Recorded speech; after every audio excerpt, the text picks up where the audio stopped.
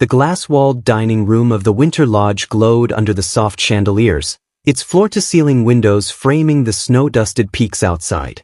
Clara Bennett, 25 and wiry, moved with practiced ease between tables, her black uniform crisp but her shoes slightly scuffed from long shifts. She balanced a tray of wine glasses, her eyes scanning the room for signals. A raised hand, an empty plate.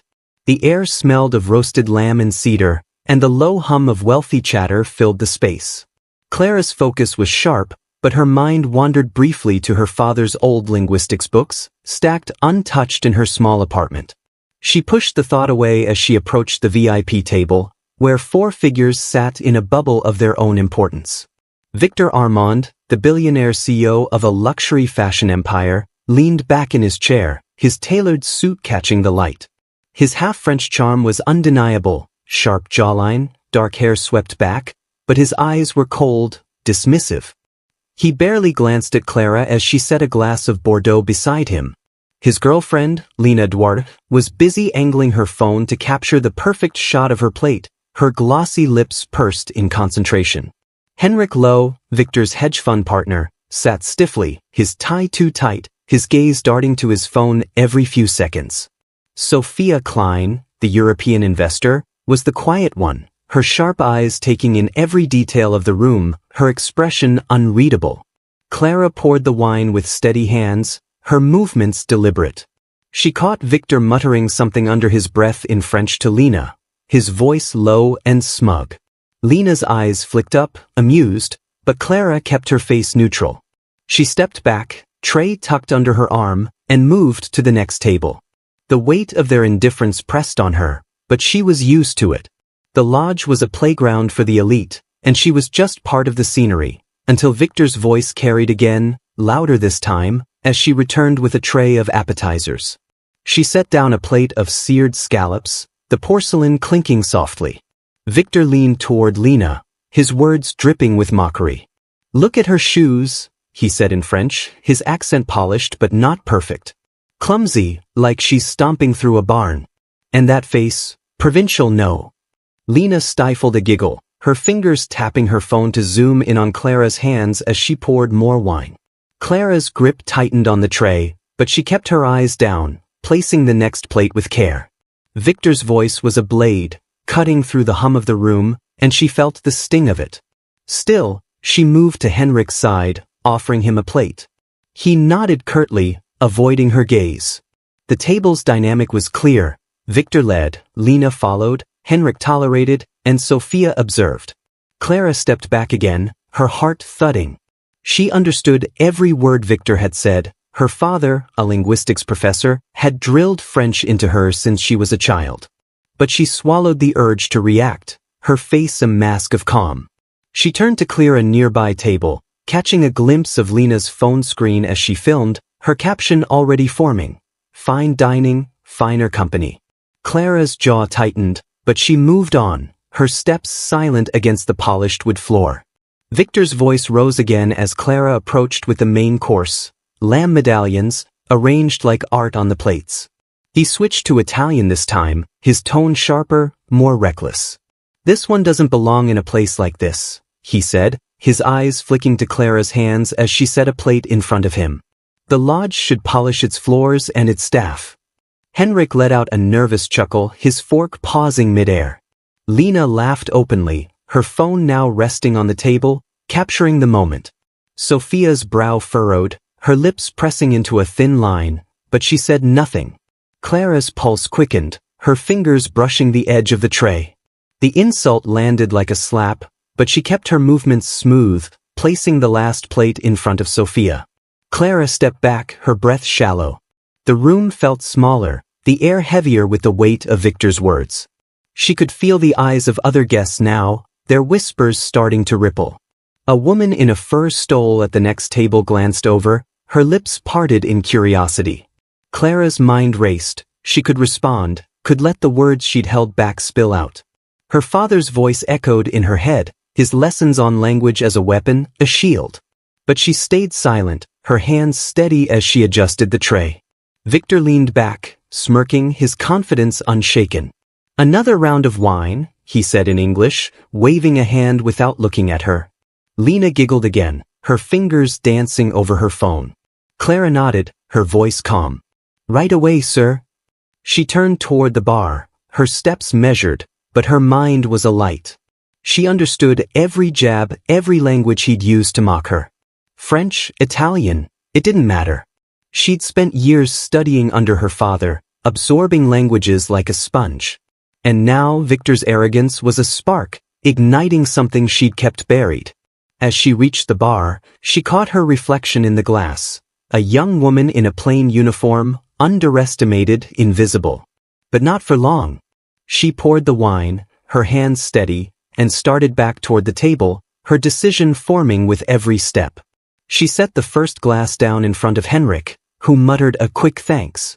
Lena was still filming, her phone angled to catch the gleam of the chandelier light on the wine. Victor's eyes were on his plate, his smirk lingering as he spoke again in French, this time to Henrik. She's slow too. Maybe she's counting her tips in her head. Henrik's laugh was strained, his eyes darting to Clara. Sophia's gaze was steady, locked on Victor, her silence louder than the room's chatter. Clara placed the next glass in front of Lena, who barely acknowledged her. The air was thick now, the tension coiling tighter with every word Victor spoke. Clara reached Victor's side, setting the glass down with a soft clink. His eyes flicked up briefly, then away, dismissing her again. She straightened, her tray tucked under her arm, and for the first time, she let herself meet his gaze. The room seemed to pause, the murmurs fading. Victor raised an eyebrow, his smirk faltering just slightly. Clara's voice was steady, her words deliberate. "Is there anything else you need, sir?" she asked in English, but her tone carried a weight that made Henrik shift in his seat. Victor waved a hand, still in French. "Just keep the wine coming, girl." Lena snorted, her phone still rolling. Clara didn't move. Her eyes held Victor's, and for a moment, the room felt like it was holding its breath. She opened her mouth, her voice low but clear, and began to speak. Clara's voice cut through the air, not in English but in flawless French, her words crisp and deliberate. "If you're going to critique my service, sir, at least use proper grammar. Your subjunctive was off in that last comment." She paused, letting the correction hang. Victor's smirk froze, his eyes narrowing as if he hadn't heard her right. Lena's phone dipped slightly, her fingers hesitating over the screen.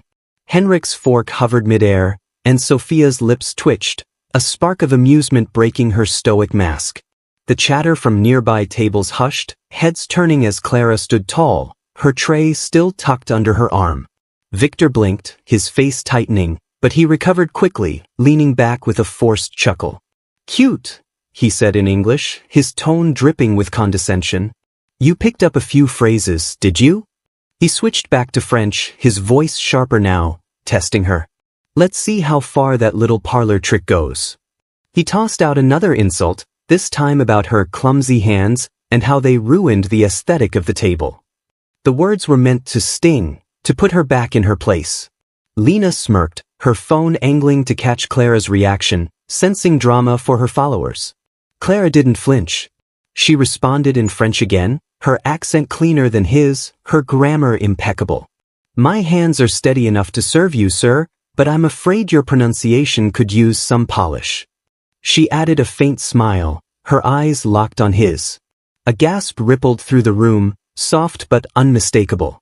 A man in a velvet blazer at a nearby table leaned forward, whispering to his companion. Lena's phone wavered, her smile fading as she realized this wasn't the content she'd expected.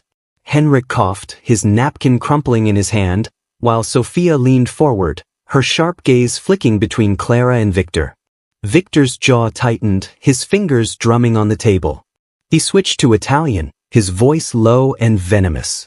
"You think you're clever, don't you? A waitress playing scholar." The words were meant to dismiss her, to shrink her back to invisibility. But Clara's response came in Italian, smooth and unhurried, dismantling his insult with precision. "Cleverness isn't in the title, sir.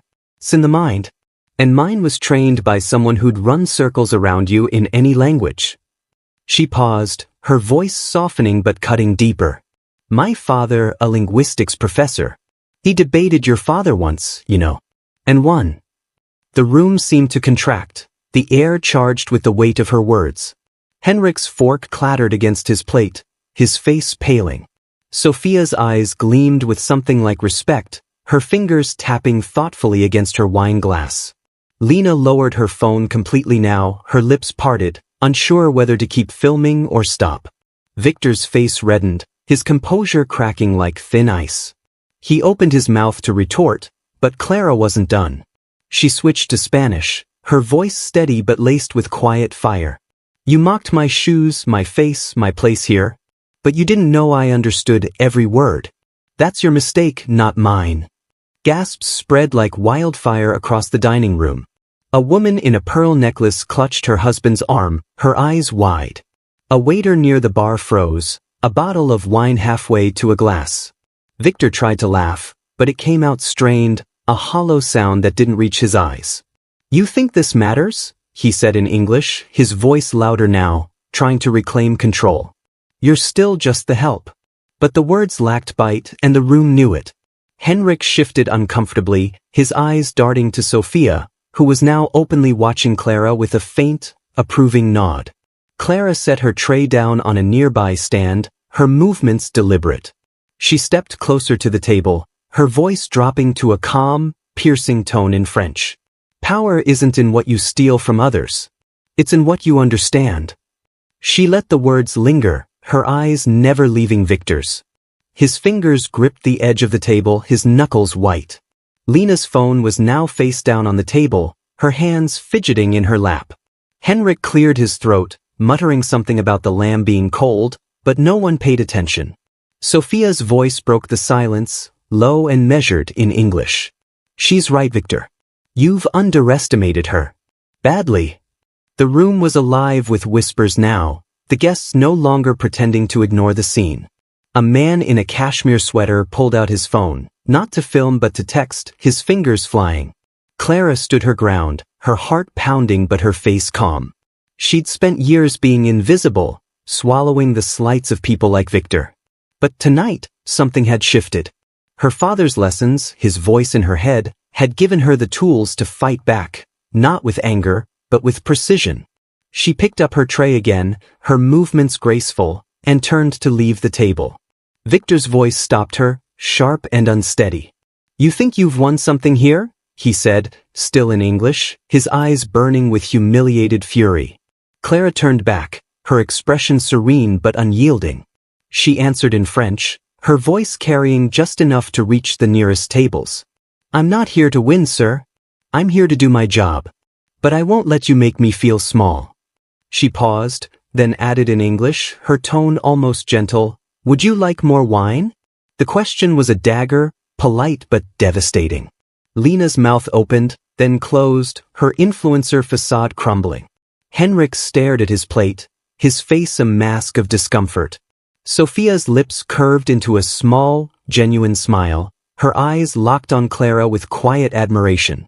Victor's silence was deafening. He leaned back, his hands falling to his lap, his earlier arrogance replaced by a flicker of something else. Shock, maybe, or the dawning realization that he'd been outmatched. Clara waited a beat, then turned toward the bar, her steps steady. The room watched her go, the whispers growing louder, a mix of awe and disbelief. She could feel Victor's stare on her back, but it didn't weigh her down. For the first time that night, she felt light, as if she'd shed something heavy. The tray in her hands was no longer a burden. It was a shield, and she wielded it with quiet power. Clara's steps echoed softly as she crossed the polished floor of the Winter Lodge, the tray still steady in her hands. The dining room was a sea of murmurs now, the guests' eyes following her, their whispers a mix of shock and admiration. Victor's silence hung heavy behind her, his earlier bravado reduced to a brittle shell. Lena's phone remained face down on the table, her fingers twitching as if unsure what to do without her usual script of filters and captions. Henrik's face was a mask of discomfort, his eyes darting to the other guests, clearly calculating the damage to his reputation. Only Sophia remained composed, her sharp gaze tracking Clara with a quiet intensity, like someone recognizing a rare opportunity. Clara reached the bar, setting the tray down with a soft clink. The bartender, a wiry man named Tom, gave her a quick nod, his eyes wide with unspoken questions. He'd heard the exchange, seen the way the room shifted. Clara offered a small smile, her heart still racing but her resolve unshaken. She could feel the weight of the moment, the way her words had turned the tables, not just on Victor, but on the entire room's perception of her. She wasn't just the waitress anymore. She was Clara Bennett, daughter of a scholar, wielder of words sharper than any blade. Back at the VIP table, Victor's voice broke the tense silence, his tone forced and brittle. "This is absurd," he said in English, loud enough for nearby tables to hear. "She's making a scene to get attention. Typical." He waved a hand dismissively, but the gesture lacked conviction. His face was flushed, his eyes darting to Lena for support. She hesitated, her usual instinct to back him warring with the shift in the room's energy. The guests weren't laughing with him anymore. Their whispers were about Clara, about the way she dismantled his arrogance with quiet precision. Lena, ever the opportunist, sensed the tide turning. She leaned forward, her voice sugary but calculated, speaking in English for the first time all night. "Wow, Clara, right? How many languages do you speak?" Her smile was all teeth, her phone still untouched, as if she could pivot this moment into something that might salvage her image. Clara turned back, her expression calm but unyielding. She set a fresh bottle of wine on the table, her movements deliberate. "Enough to understand everything you've said about me tonight," she said, her voice steady, each word landing like a pebble in still water. The ripples spread, guests at nearby tables leaned closer, their murmurs growing sharper. Lena's smile faltered, her eyes flicking to Victor, who was now gripping his glass so tightly his knuckles whitened. Henrik cleared his throat, trying to defuse the tension. "Let's not make this a spectacle," he muttered, his voice low but audible. "We're here for business, Victor." His tone was a plea, a desperate attempt to steer the night back to normalcy. But Sophia, who had been silent too long, finally spoke, her voice clear and cutting. "No, Henrik. This is a spectacle. And it's one Victor created." She turned her sharp eyes on Clara, a faint smile playing on her lips. "You, on the other hand, have my attention." Clara met Sophia's gaze, a spark of mutual understanding passing between them. She nodded slightly, then stepped back, her tray tucked under her arm again. The room was alive now, the air electric with anticipation. A woman in a sapphire dress at a nearby table whispered loudly to her companion, "Did you hear that? She speaks 4 languages." The man nodded, his phone already out, typing furiously. Clara felt the shift, the way the room's focus had turned from Victor's power to her quiet strength. But she didn't let it distract her. She moved to another table, refilling glasses, her movements as steady as ever. Victor, however, was unraveling. He slammed his napkin down, the sharp sound drawing every eye back to him. "This is ridiculous," he snapped, his voice louder now, tinged with desperation. "You think you can humiliate me? In my own world?" He stood, his chair scraping against the floor, his face a mask of humiliated fury. Lena shrank back, her hands folding in her lap, her influencer confidence gone. Henrik's eyes widened, his fingers twitching as if he wanted to disappear. Sophia, though, remained unfazed, her gaze steady on Victor. "Your world," she said, her voice low but piercing. "It seems to me you've just lost your footing in it." The room fell silent again, the weight of Sophia's words sinking in.